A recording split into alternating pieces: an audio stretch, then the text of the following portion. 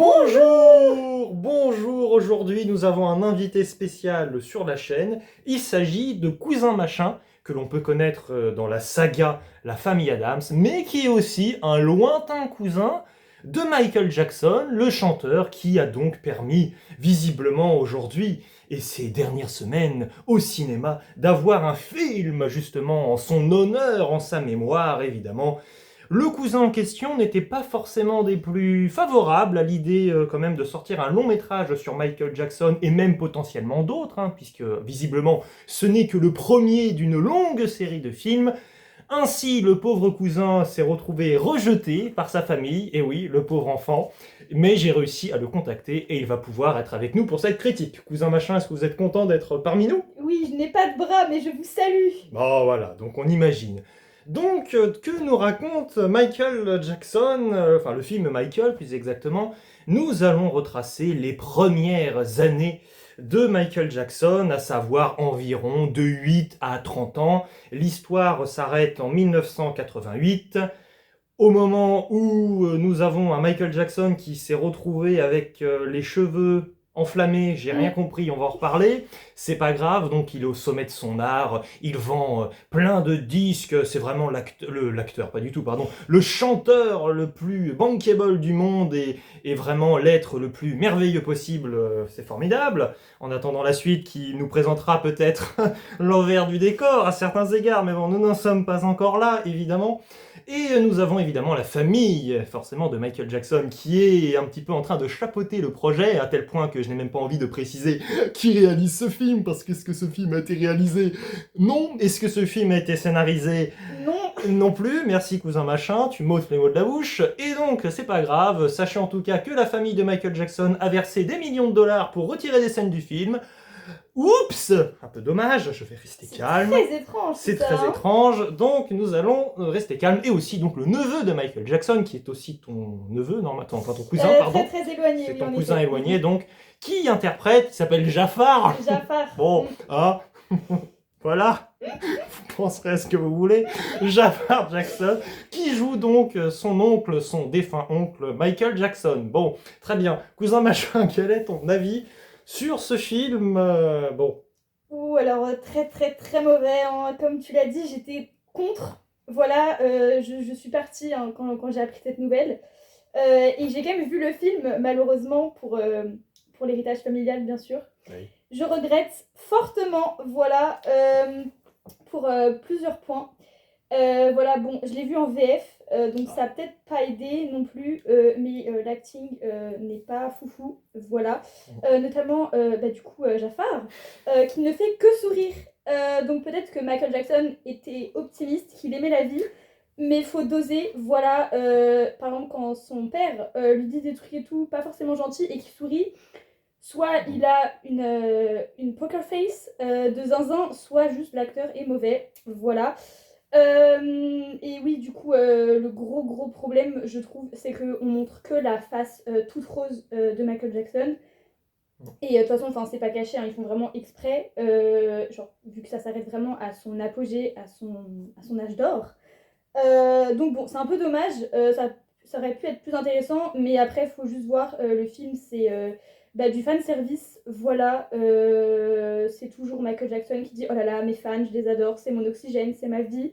Sans eux, je ne serais rien. » Voilà, donc c'est parfait finalement pour les fans. La pommade. Voilà, qui sont, je pense, servis.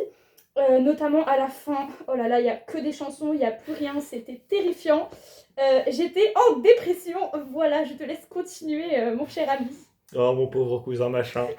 C'était Malheureusement, nous avons vu ce film ensemble. Nous avons été peinés de concert. Parce que, oui, en parlant de concert, justement, c'est vrai qu'au début du film, bon, j'y allais quand même en me disant, allez, pourquoi pas. Je ne suis clairement pas du tout le public visé pour les biopics musicaux parce que je me rends compte que j'en apprécie vraiment pas souvent.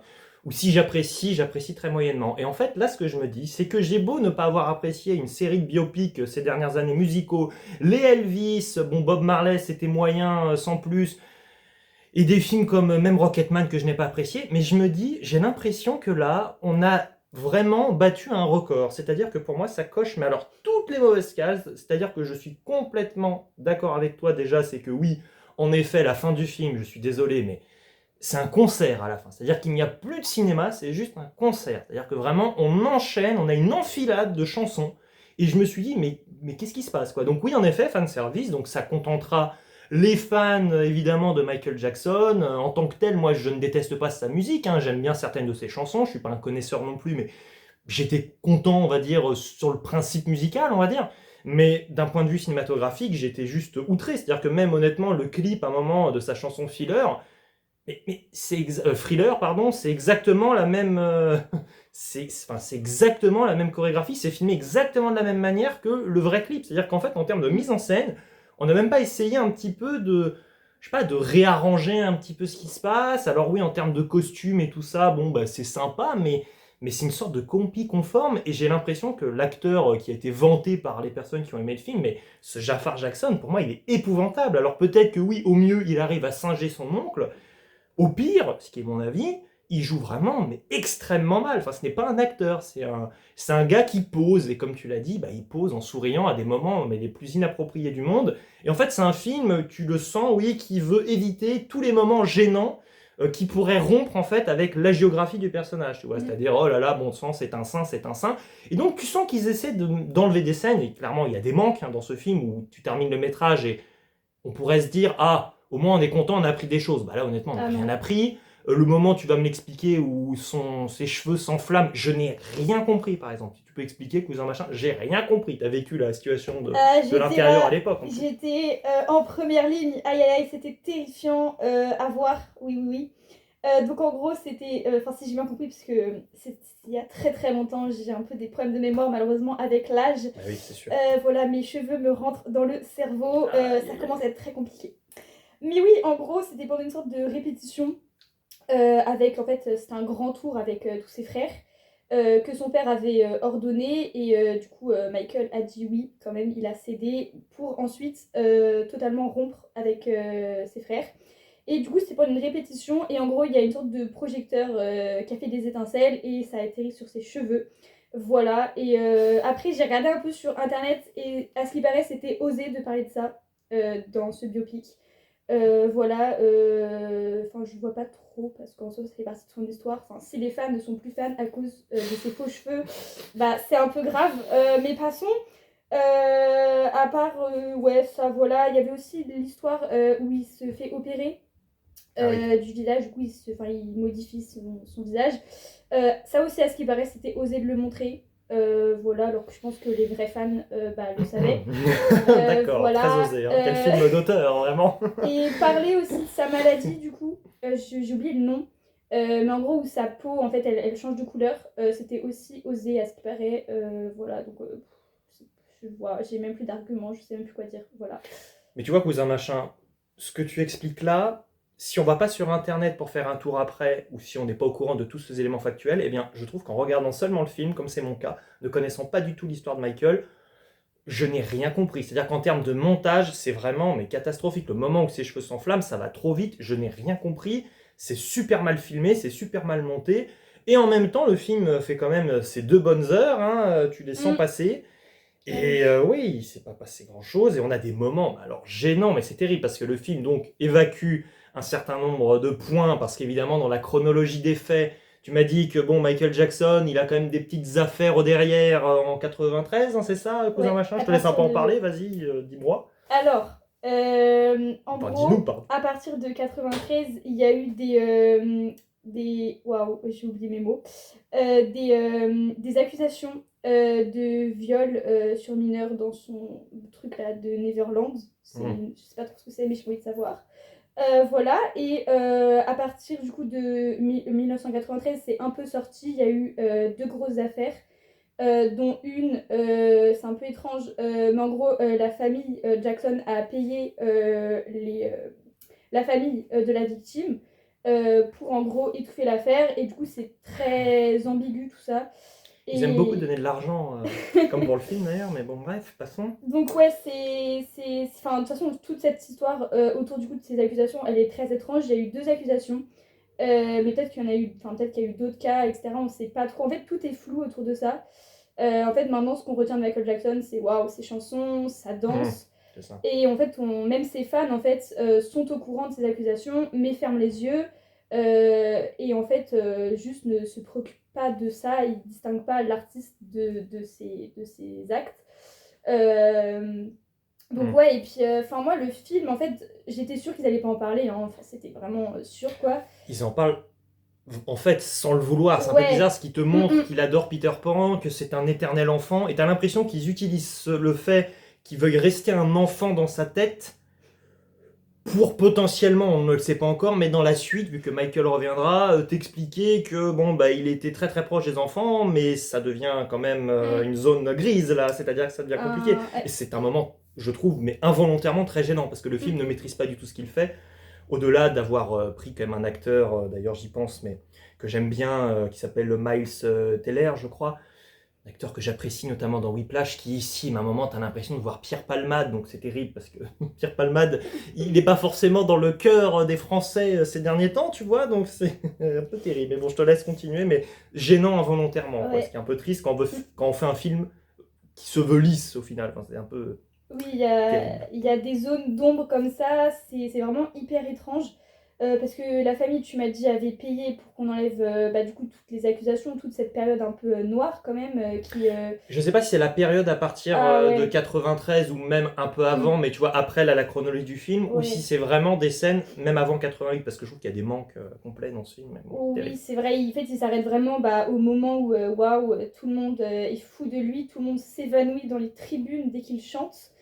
Mais oui, je trouve que tu as raison, en fait, tout le film, il alimente le malaise, je trouve, avec Peter Pan, ce traumatisme-là, avec Neverland, du coup, qui est le pays des enfants disparus, non, je sais plus. Enchanté ou des enfants, bon bref, Peter Pan, les enfants. Le livre, il est collé à lui, on dirait que je sais pas ce que c'est, mais en fait, on voit plus Peter Pan que ses partitions de chansons, en fait. Il le lit tout le temps et tout, et voilà, enfin, c'est terrifiant. Et il dit au moins mais 4 fois qu'il aime aller voir les enfants aux hôpitaux, enfin pardon, mais... Et puis on le voit, mais c'est tellement factuel, enfin c'est cette scène et après on enchaîne sur une autre, c'est très mécanique, c'est très redondant, c'est assez pénible. Et alors on a aussi sa passion pour les animaux, hein, évidemment, dans ce film. Alors bon, je te laisse accorder un point positif pour toi à ce film, mais moi j'aurai un point négatif par rapport à ça, donc je te laisse en parler, cousin machin, vas-y. Oui, j'avais très peur que ce soit de vrais animaux qui aient participé au film. On voit notamment un bébé singe qui s'appelle Bubbles. Il y a aussi une girafe, je crois, un serpent, le lama, je pense que c'est un vrai. Mais en tout cas, les animaux sauvages sont faux, ce sont des images artificielles. Donc heureusement, j'ai envie de vous dire, puisque bon, les animaux, l'exploitation et tout dans le cinéma, c'est pas trop mon truc. Donc ouais, petit point positif, peut-être le seul finalement. Est-ce que tu m'accordes un point négatif par rapport à ce que tu dis? Je te laisse. Le chimpanzé, enfin le petit singe là, mais qu'est-ce qui m'a fait peur? C'est-à-dire que j'ai senti tout de suite qu'il était faux, mais il a des yeux mais qui brillaient, mais je me suis dit wow, il y a un phare devant moi, mais il me terrifie. Bon, c'est un détail, mais je me suis dit franchement, j'avais besoin de me rattacher à des petites qualités dans ce film parce que franchement, il n'y avait rien. Puis alors honnêtement, bon, alors on a compris hein, que vraiment dans ce film, il n'aimait pas le père de Michael Jackson. Il est pour moi le personnage, alors je ne connais pas du tout le monsieur dans la vraie vie, je ne l'ai pas connu, bon il est mort, donc toujours plus facile de le critiquer une fois qu'il est mort aussi, mais bon, ok, il est horrible, père horrible, d'accord, bon, très bien, enfin pas très bien, mais on a compris, bon. Mais l'acteur, je le trouve, mais en fait c'est au-delà du surjeu, c'est-à-dire qu'il est pas du tout talentueux dans son rôle, mais t'as l'impression qu'il en fait des tonnes, quoi, j'ai trouvé ça mais insupportable, c'est-à-dire il y a vraiment, on a l'impression qu'il a étalé 3 fois trop de pâte à tartiner sur sa tartine. Je sais pas ce que t'en as pensé, cousin machin. Non, c'est vrai que je trouve que tous les acteurs et actrices sont exclus. Hein. Il y en a que pour du coup Jafar. Et en fait, le peu de scènes où il y a les autres personnages, scènes qui auraient pu être très intéressantes, on aurait pu voir une sorte de paradoxe entre Michael Jackson qui veut s'émanciper de sa famille et en même temps qui reste attaché à sa famille, son père qui est oui abusif, ça on comprend dès les premières scènes. Mais en fait le tout c'est que on s'attache, enfin forcément bon on s'attache pas au père, encore heureux, mais en fait il a presque un côté absurde. En fait je trouve il est tellement surjoué, tellement caricatural, qu'en fait on a l'impression que juste ils veulent se moquer du père, mais du coup ça le décrédibilise totalement et ça décrédibilise aussi les traumatismes que du coup Michael et ses frères et même sa mère du coup ont pu vivre. Donc je sais pas si c'était fait exprès ou pas, mais je trouve que c'est vraiment dommage parce que oui, ça reste quelque chose qui marque forcément. Et bon, après, attention dans cette zone-là, parce que peut-être je vois déjà le truc arriver. Oui, mais vu que Michael Jackson, il a été maltraité et tout, il a des problèmes psychologiques, donc on peut lui pardonner ce qu'il a fait, etc., etc. Bref. Mais tu vois, on peut même pas tenir ce discours, vu qu'il oui, nous manque tellement de pièces au c'est puzzle vrai, dans ouais. ce qu'il nous est montré, tu vois, on peut même pas en fait. Ouais, c'est vrai. En fait, le truc, c'est que le film, il est trop sur Michael Jackson. C'est un peu logique vu que c'est un biopic. Mais on aurait pu s'intéresser un peu plus à sa famille et à vraiment entrer en détail, en fait. Parce que on le suit tout le temps, mais on comprend pas trop ses relations. En fait, on sait pas s'il s'entend avec ses frères ou s'il les déteste. Oui, exactement, tout à fait. Alors là, j'ai rien compris. Vraiment, même sa mère, c'est compliqué parce qu'on voit que sa mère le soutient. Mais en même temps, et tu n'es pas dans le film en plus. Tu n'es pas dans le film. Oui, vraiment. Franchement, ils t'ont renié jusqu'au bout, quoi. Vraiment, je trouve ça vraiment horrible de faire ça. Voilà, en fait, vraiment terrible. Voilà, je dirais que le personnage du coup principal, forcément, c'est Michael Jackson. Et le personnage secondaire principal, c'est Bubbles, du coup, le chimpanzé. Voilà. Donc je ne sais pas si c'était une bonne chose. Et puis, je te propose pour conclure quand même de revenir là-dessus, l'air de rien. Parce que, d'accord, le personnage principal, c'est Michael Jackson. Bon, c'est mal travaillé, je trouve, toute la relation familiale qu'il entretient avec chacun de ses membres. Bon, d'accord. Mais alors, j'ai pas du tout ressenti comment le gars est devenu justement la star qu'il est. C'est-à-dire qu'à un moment donné, on apprend qu'il bat des records de vente de disques. Alors tu le vois, il est talentueux parce que voilà, ici Jafar Jackson, il fait du Michael Jackson, il le fait bien, il singe bien, donc tant mieux, on est content. Mais je l'ai pas ressenti quoi. Enfin vraiment, moi, le film m'a pas. C'est vraiment hyper étrange. En fait, on dirait une frise chronologique. On a la date. Sans âme. Exactement, vraiment, on a la date. En plus, on a à chaque fois en fait le plan, le film se résume comme ça. On a une sorte de plan large en gros qui montre par exemple au début, je sais plus c'est quoi l'année, mais bref, il y a l'année, il y a le lieu, et après, poup, on rentre dans la maison des Jackson. Et en fait, c'est ça à chaque fois, jusque du coup en 88. Et en fait, vraiment à ce niveau-là, mais pourquoi aller au cinéma? Puisqu'on n'apprend rien. L'acting, il est pas foufou. Donc en fait, vraiment, je vois pas l'intérêt d'aller le voir, à part forcément pour les fans. Voilà, puisque à ce que j'ai compris, c'était des fous furieux. Voilà. C'est un film qui divise beaucoup. N'hésitez pas dans les commentaires à dire si vous êtes ou non d'accord avec nous, d'ailleurs, au passage de cette vidéo. Mais oui, tout à fait. Et ce qui paraît, il y avait des gens qui dansaient, qui chantaient, qui criaient. Enfin, ça avait l'air d'être fun. Mais voilà, moi je pense après ce film, faut être un immense fan, mais genre vraiment. Et surtout, rester dans le déni comparé aux actes un peu bizarres potentiels de Michael Jackson. Bon, après, ça concerne quand même beaucoup de gens, parce que Michael Jackson, j'avais vu ça, mais sur Spotify, sur YouTube, etc., c'est encore une grande star. Oui, bien sûr. C'est vraiment de sa génération, c'est l'un des plus connus, quoi.